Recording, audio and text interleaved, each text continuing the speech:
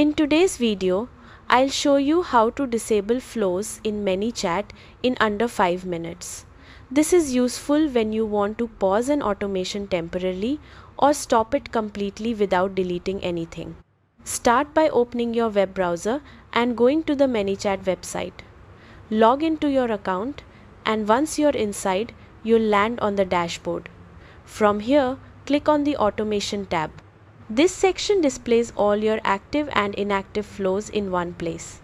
Scroll through the list and find the specific flow you want to disable. Click on it to open the flow editor. At the top of the screen, you'll see the flow status toggle that shows whether the automation is live or active.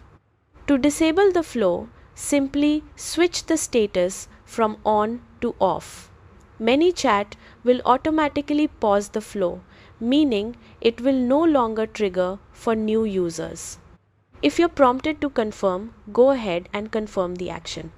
Once the flow is turned off, make sure to save or update your changes before exiting. That's it. Your flow is now disabled and won't run until you manually turn it back on. This is the safest way to stop automations without losing any setup or message content. If you found this helpful, don't forget to like the video and subscribe for more quick Manychat tutorials.